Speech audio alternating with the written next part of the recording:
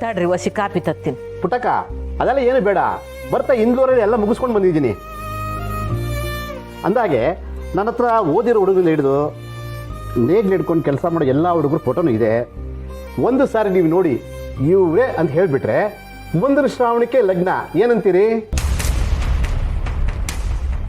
ಏನು ಪುಟಮಿ ಇದೆಲ್ಲ ಯಾರಿಗೂ ಗೊತ್ತಿಲ್ಲಂಗೆ ಏನೇನೋ ಮಾಡ್ಕೊಂಡಿದ್ಯಾ?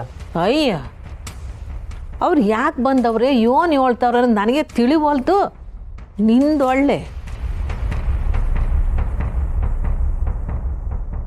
ಏನು ಸಮಯ ನೀವು ಅಡ್ರೆಸ್ಸು ಮಿಸ್ ಆಗಿ ಏನಾರ ನಮ್ಮ ಮನೆಗೆ ಬಂದ್ಬಿಟ್ಟಿದ್ದೀರಾ?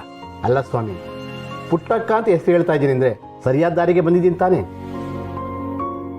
ಅಲ್ಲ, ನಮ್ಮ ಮನೆಯಾಗೆ ನಾವು ಗಂಡು ಹುಡುಕ್ತಿದ್ದೀವಿ ಅಂತ ಬೆಳೆದಿರೋ ಮಗಳು ಮನೇಲಿ ಇರೋವಾಗ ಲಗ್ನ ಮಾಡ್ದು ಹಾಗೆ ಇಟ್ಕೊಳಕ್ಕಾಗುತ್ತಾ ಪುಟ್ಟಕ್ಕ? ಅಲ್ಲ, ನಮ್ಮ ಮನೆಯಾಗ ಮಗಳೇನೋ ಅವಳೆ, ಆದರೆ ಅವಳಿಗೆ ಮದುವೆ ಮಾಡ್ತೀವಿ ಅನ್ನೋ ವಿಷಯ ನಿಮ್ಗೆ ಯಾರು ಹೇಳಿರು? ಬಂಗಾರಮ್ಮನವರು. ಅವರು ನನಗೆ ತುಂಬ ದಿವಸದಿಂದ ಪರಿಚಯ. ಅವ್ರು ಫೋನ್ ಮಾಡಿ ಹೇಳಿದ ಮೇಲೆ ನಾನು ಇಲ್ಲಿಗೆ ಬಂದಿದ್ದು.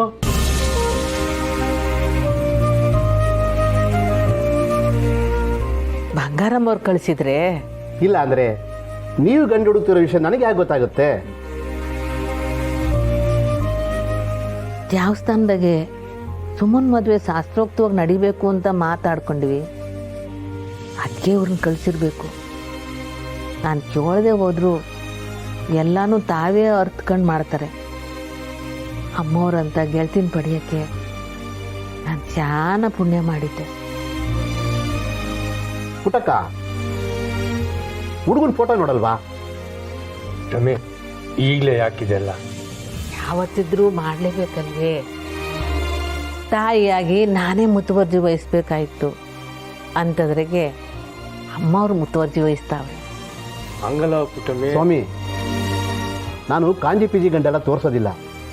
ಬಂಗಾರಮ್ಮನವ್ರು ಹೇಳೋರ ಮೇಲೆ ಬಂಗಾರದಂಥ ಗಂಟೆ ತೋರಿಸ್ತೀನಿ.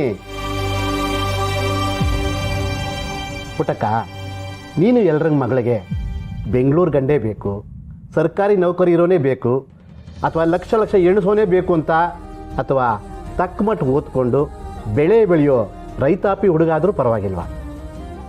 ಎಲ್ರಿಗೂ ಬೆಂಗಳೂರಿನ ಬೆದರ್ಗೊಂಬೆಗಳೇ ಬೇಕು ಅಂತಂದರೆ ನಮ್ಮ ರೈತರು ಎಲ್ಲಿ ಹೋಗ್ಬೇಕು? ಜೀವನಕ್ಕೆ ದುಡ್ಡು ಬೇಕು ನಿಜ, ಆದರೆ ಒಟ್ಟಿಗೆ ಅನ್ನನೂ ಬೇಕಲ್ವೇ? ಮುತ್ತನಂತ ಮಾತಾಡಿದೆ ಪುಟ್ಟಕ್ಕ.